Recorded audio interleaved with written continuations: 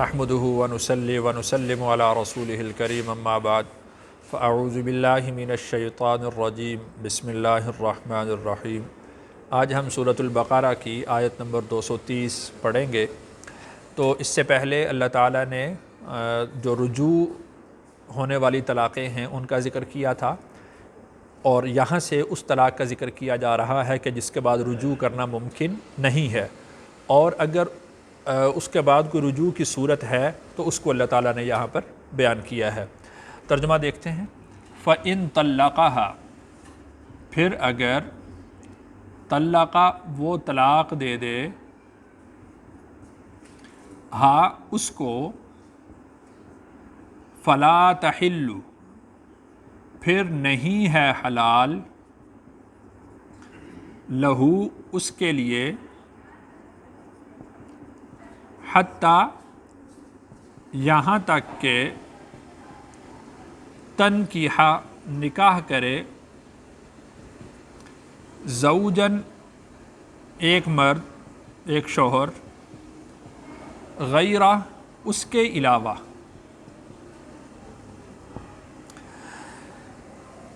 تو دیکھیے کہ پہلے دو طلاقوں کا اللہ تعالیٰ نے ذکر فرمایا تھا کہ دو طلاقیں ہیں کہ جن کے بعد رجوع کرنا ممکن ہے، رجوع کیا جا سکتا ہے۔ فَإِن طَلَّقَهَا، اور پھر اگر وہ طلاق دے دے، یعنی اس سے مراد یہ ہے کہ جب وہ تیسری طلاق دے دے، فَلَا تَحِلُّ، پھر وہ حلال نہیں ہے، لہو اس کے لیے، حتیٰ تنکیح زوجن غیرہ، یہاں تک کہ کوئی دوسرا شوہر، کوئی دوسرا شخص وہ اس سے نکاح کر لے۔ تو اگر کوئی آدمی اپنی بیوی کو 3 طلاقیں دے دیتا ہے تو اس سے 3 طلاقیں واقع ہو جاتی ہیں، اور اس کے بعد وہ عورت اس کے لیے مغلظہ ہو جاتی ہے، حرام ہو جاتی ہے، اس کے ساتھ اس کا ازدواجی تعلق قائم رکھنا قطعاً جائز نہیں رہتا۔ یہاں پر ایک بات یہ سمجھ لیں کہ طلاق کی باعتبار وقوع کے 3 قسمیں ہیں۔ ایک کو ہم کہتے ہیں طلاق رجعی، دوسری کو ہم کہتے ہیں طلاق بائن، اور تیسری کو ہم کہتے ہیں طلاق مغلظہ۔ ان میں تھوڑی تھوڑی تفصیل میں عرض کر دیتا ہوں۔ طلاق رجعی وہ طلاق ہوتی ہے کہ جب شوہر اپنی بیوی کو صریح الفاظ میں ایک طلاق دے، اور اس کو یہ کہہ دے کہ میں تمہیں طلاق دیتا ہوں، یا میں نے تمہیں طلاق دی، مستقبل کے الفاظ نہ ہوں، یا تو انشاء ہو یا ماضی کے الفاظ ہوں، میں نے تمہیں طلاق دی یا میں تمہیں طلاق دیتا ہوں، میں تمہیں طلاق دوں گا، اس سے طلاق واقع نہیں ہوتی۔ اگر کوئی شخص اپنی بیوی کو یوں کہتا ہے کہ میں نے تمہیں طلاق دی، تو اس سے کتنی طلاقیں ہوں گی؟ ایک۔ تو اس ایک طلاق کے بعد اس شوہر کو اپنی بیوی سے رجوع کا حق ہے، وہ اس سے رجوع کر سکتا ہے۔ دوسری صورت ہوتی ہے، اس کو ہم کہتے ہیں طلاق بائن۔ طلاق بائن یہ ہوتا ہے کہ جب شوہر اپنی بیوی کو سخت الفاظ کے ساتھ طلاق دے، یا کنایہ کے الفاظ کے ساتھ طلاق دے، یا ایک طلاق دینے کے بعد اس سے وہ رجوع نہ کرے، تو اس کو کہتے ہیں طلاق بائن۔ مثال کے طور پر سخت الفاظ میں طلاق دی کہ میں نے تمہیں بہت لمبی چوڑی طلاق دی، میں نے تمہیں بہت سخت طلاق دی، تو یہ سخت الفاظ ہیں نا، یا کوئی اس طرح کا لفظ جو اسی کی مثل ہو، تو اس سے ایک طلاق بائن واقع ہو جاتی ہے۔ یا یوں سمجھ لیں کہ الفاظ کنایہ سے طلاق دیتا ہے کہ تم میری طرف سے فارغ ہو، بھئی اپنا بوریا بستر اٹھاؤ اور یہاں سے چلی جاؤ۔ اگر ان الفاظ کنایہ سے اس کی نیت طلاق دینے کی ہو تو پھر طلاق بائن واقع ہوتی ہے۔ اور تیسری صورت کہ ایک آدمی نے اپنی بیوی کو ایک طلاق دی اور عدت میں اس نے رجوع نہیں کیا، تو اس کو وہ پھر جو طلاق رجعی ہے وہ طلاق بائن میں تبدیل ہو جائے گی۔ طلاق بائن کا مطلب یہ ہوتا ہے کہ اب ان کا نکاح ختم ہو چکا ہے، رجوع کر سکتے ہیں لیکن نکاح کے ساتھ، اس میں دوسرے نکاح کی ضرورت نہیں، کسی اور شخص سے نکاح کی ضرورت نہیں۔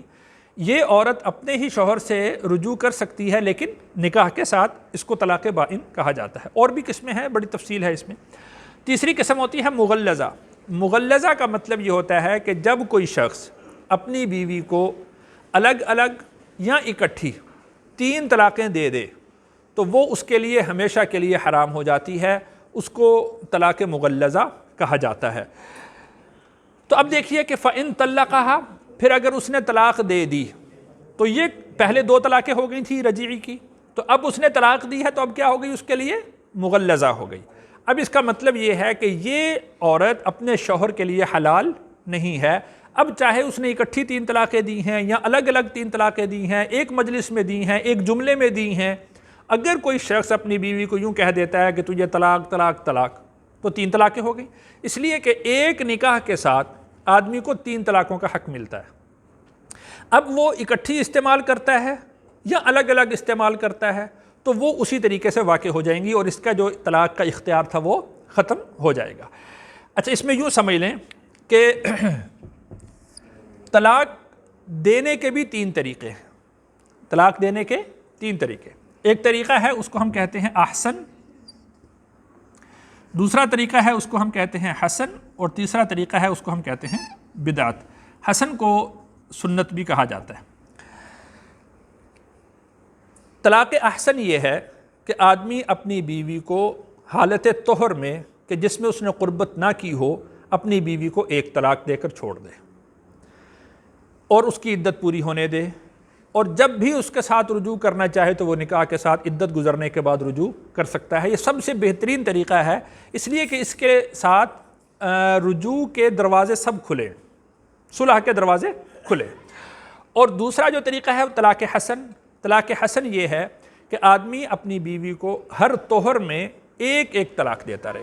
پہلے طہر میں 1 طلاق دی اور اس میں قربت نہ کی ہو، دوسرے طہر میں دوسری طلاق دی، قربت نہ کی ہو، تیسرے طہر میں تیسری طلاق دی، قربت نہ کی ہو۔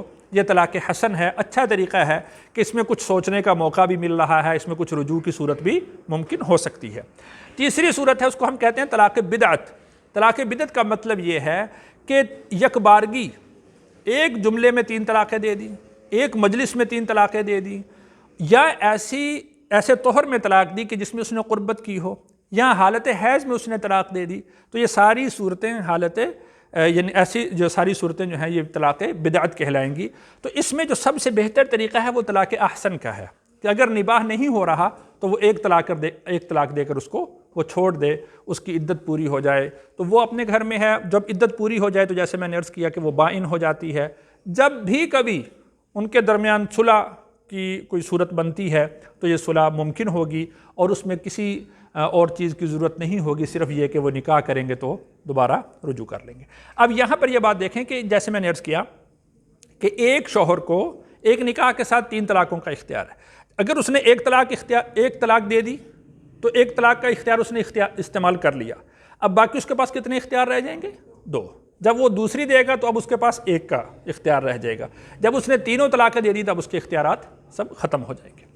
تو یہاں پر اللہ تعالیٰ نے ارشاد فرمایا فَإِن طَلَّقَهَا، اگر وہ 2 رجعی کے بعد تیسری طلاق دیتا ہے فَلَا تَحِلُّ، تو پھر اب اس کے لیے وہ حلال نہیں۔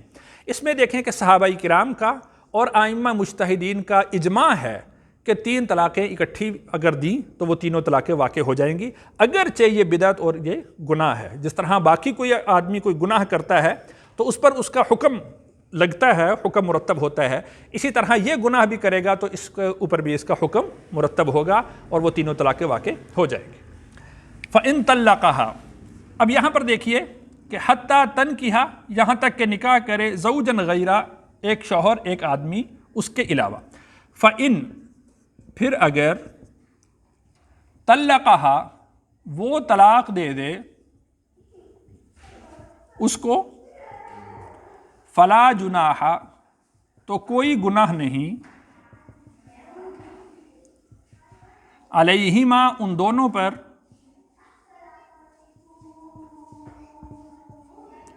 ان یتراجعا، کہ وہ رجوع کریں،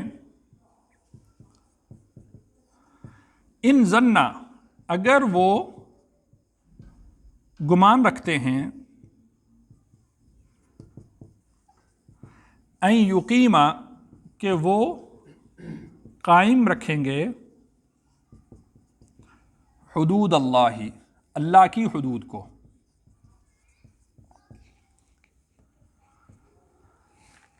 تو یہاں پر یہ دیکھیں کہ اگر بالفرض اس عورت نے کسی دوسرے شوہر سے نکاح کیا، ازدواجی تعلق قائم ہوا، ان کا آپس میں نباہ نہیں ہو سکا، اب دوسرے شوہر نے طلاق دے دی، اب وہ بیوی پہلے شوہر کے پاس آنا چاہتی ہے، تو اب اللہ تعالیٰ نے ارشاد فرمایا کہ فلا جناح علیہما، اب ان پر کوئی گناہ نہیں ہے کہ ان یتراجعا کہ وہ رجوع کر لیں۔ اب اس کے لیے ایک اصطلاح استعمال کی جاتی ہے، اگرچہ وہ شرعی اصطلاح نہیں ہے، آپ اس کے لیے کوئی بھی لفظ استعمال کر سکتے ہیں، جس کو کہتے ہیں حلالہ۔ حلالہ کا مطلب یہ ہوتا ہے کہ اب وہ پہلے شوہر کے لیے حلال ہو گئی۔ یہ کوئی شرعی اصطلاح نہیں ہے، یہ صرف سمجھانے کے لیے ہوتا ہے حلالہ کا لفظ۔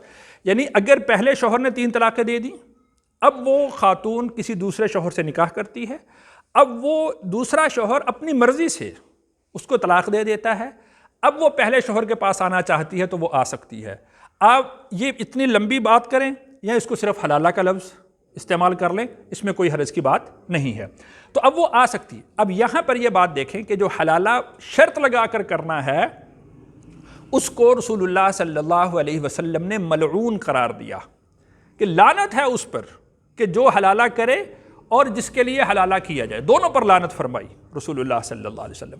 ہاں البتہ طریقہ اس کا یہ ہم اپنے معاشرے میں دیکھتے ہیں کہ اس طرح کی بہت ساری مثالیں موجود ہوتی ہیں کہ دوسری جگہ پر نکاح کیا، وہ اب ان کا نباہ نہیں ہو سکا تو دوسرے شوہر نے اپنی مرضی سے اس کو طلاق دی، پھر وہ پہلے شوہر کے پاس آنا چاہتی ہے تو وہ آ سکتی ہے۔ اب دیکھیں کہ دوسرے شوہر سے طلاق لے کر جب وہ پہلے شوہر کے پاس آئے گی تو یہاں پر اس نے نیا نکاح کیا ہے، جب اس نے نیا نکاح کیا تو اب اس پہلے شوہر کو پھر سے 3 طلاقوں کا اختیار ہوگا۔